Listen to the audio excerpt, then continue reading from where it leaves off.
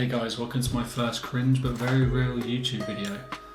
You guys asked for a Lightroom tutorial, so here it is. This is fucking weird, talking to no one. Yes, I have a tash, and yes, I do look like an idiot, but I don't care, I've got nowhere to be, so don't give a shit.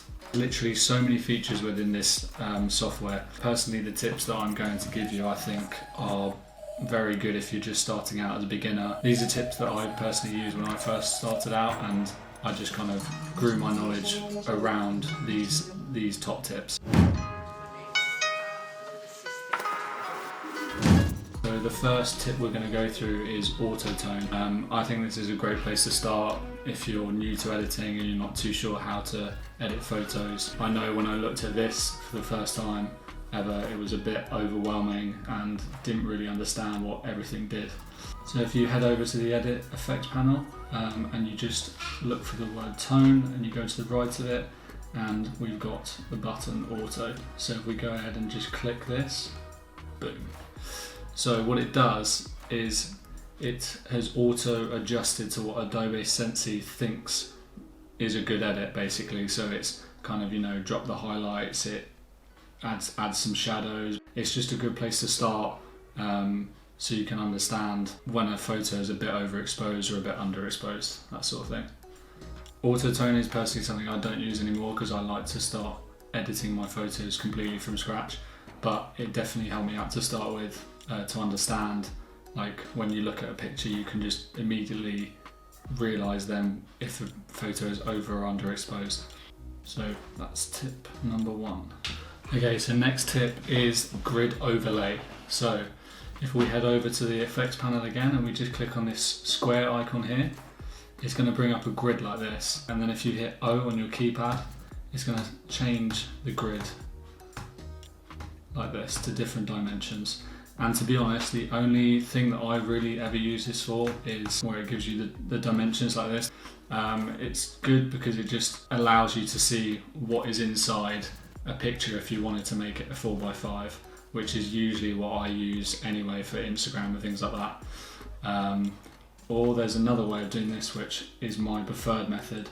If you come over to where it says original, and then you've got all the dimensions here again, just like on the screen, but I go down to custom and I do 4x5 like that.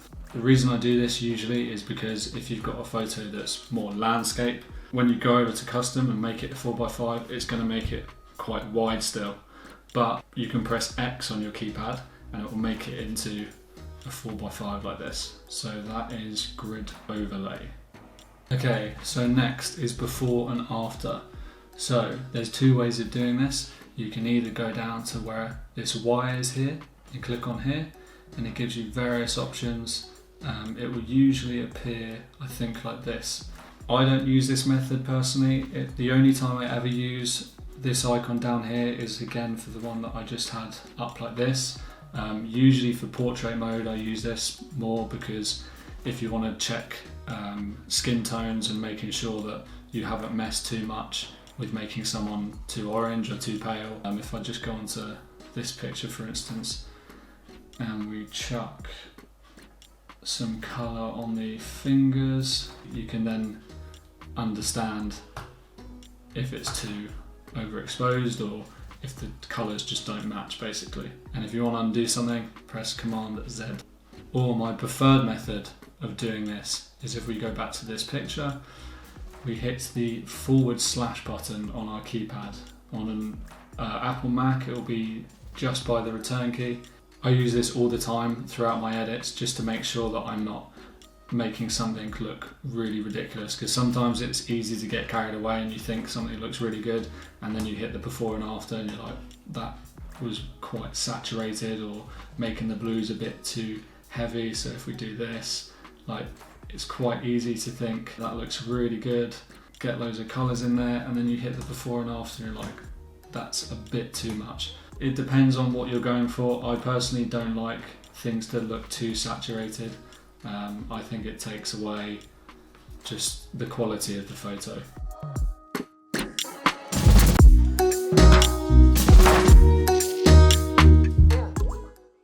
So next up is graduated filters. This is something I use probably on most of my shots, because I like to kind of shoot through things towards a subject.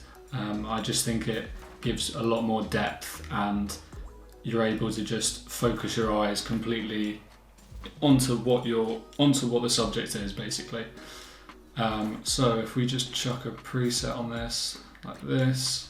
Okay, so what you want to do is go over to your edit effects again, and you want to click this here. Then it brings up another effects panel like this, but all these effects, if you look, it's not going to do anything because it's going to affect whatever is inside this circle. So you can drag it on here, and if I just press O on the keypad, you can see what it's going to affect. You can easily invert this if you wanted to affect what was going to happen inside the circle. So if you click that, so now everything that I touch over here, like with the sliders for exposure, contrast, it's going to affect everything on the inside and not the outside. So I use this a lot when I'm doing more like portrait or this sort of photography. I like to make it a bit brighter on the subject inside, put some clarity up, and then a really cool trick is if you right click on the dot in the middle and you press duplicate, then you come down to here and you uninvert and you just drop the exposure, and it just really adds a bit more depth to the subject. So that is graduated filters. Okay, so next up is when you have gone out for a shoot, or if you've gone out with a client and you've done the same sort of shot over and over again, then what you can do is, instead of having to edit all the photos and trying to make them look exactly the same, because you might want to give those photos back to the client, or you might want to keep them for yourself. But if you're giving them back to the client, usually you want them to look very similar. So instead of having to edit all of them, that just takes way too much time, and no one fucking wants to do that. So what you can do is you can apply the same edit you do on one photo and put it onto every single other photo. Okay, so I'm going to just use these 3 photos for argument's sake. So I'm going to use 1, 2, 3 here. So if I press this, usually so at the moment I've got all my photos, 1500 photos, all of them out in the open. So I'm not going to do what I would usually do to do this method, but usually what you would do is, if you've just imported all your photos from a shoot or working with a client, you press on the first one and you edit that to what you want it to be, and then you press Command A and it will select all of the photos that you've just currently imported.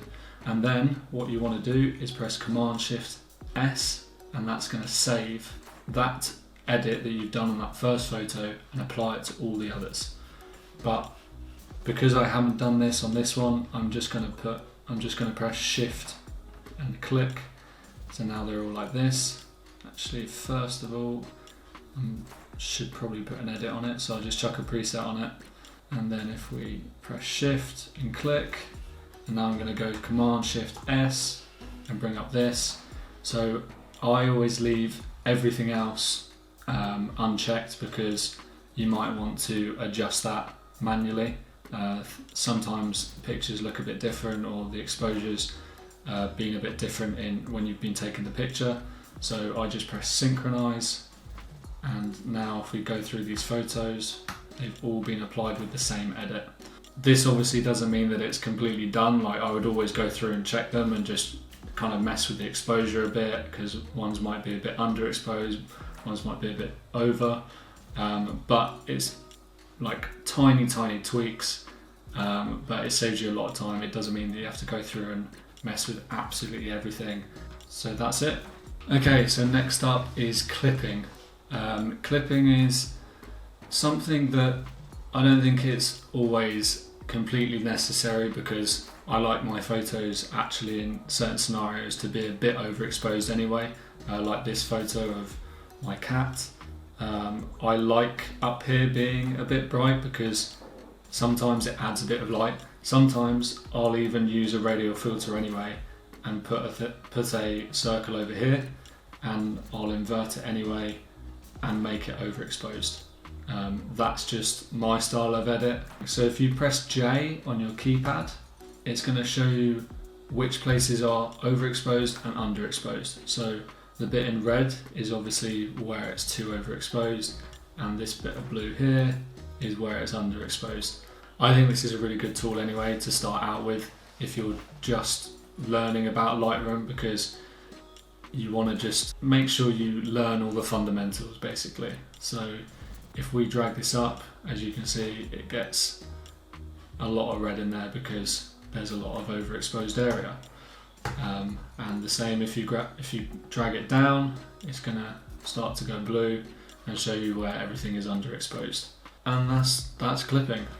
As easy as that. And again, as you go through your photos, check if you like the before and after, because even if it is overexposed, sometimes it adds to the picture anyway. I just think this anyway, the negative space at the top is filled with a bright light, and it just looks like there's a lamp there or something like that. But it's always good to check the before and after. And again, you can hit L on your keypad and just isolate the photo and see what you're working with. Okay, so next up is ratings. So you can probably see that down here some have 5 stars and are in green and things like that. That's because I put that there. When I finish with an edit, I usually put it in green to say it's done, and I usually put 5 stars just because I like it. And then maybe I might put 4 stars or 3 stars if I'm not too sure if I'm done with it yet. So all you do is, if we click on this photo, let's just chuck a preset on it, make it a bit brighter, and I think, oh okay, that's done. So you hit 5 on your keypad for 5 stars, and obviously 1 star, 2 star, 3 star, 4 star, 5 star, and then I think 6 is blue or red, 7's yellow, and 8's green. I always put it in green to say it's done, but if it wasn't done, then I put it in 4 and I put a 7, like that. As easy as that. And then if you want to filter out the photos, so find all the ones that are 5 star, then all you do is come down to this where it says filter, and you click on here and you go down to rated. You can press on the 5 star and it's going to give you all the photos that you put in 5 star. And to be honest, I just put most of my photos in 5 star anyway, because I never really half finish an edit. And then if you're giving photos to a client or anything like that, or you're with a client and you want to show them photos, and say they're kind of all unchecked and say they like that photo, then they can press P, and P is going to flag a photo. But then if they think, actually I don't like that photo, you can hit U and it's going to unflag the photo. And this just means that they can pick the photos they like, maybe it's for their website or their Instagram. So if you press P and flag it, you can then go again over to the filters and go on to flagged, and it's there ready for you to just pick out, send them over email, Drive, AirDrop or whatever. Really easy to do. And that's it, some of my top tips on how I edit my photos, how I started out when I first got Lightroom. I think they're just some useful tips to get you started with, and you can play around with them and learn, keep learning from it. So leave a comment if this video helped you, maybe consider liking it, and I think for my next video I might go through a couple of photos, like different styles of how I edit, and show you my export settings for things like Instagram, or if I wanted to get a photo printed.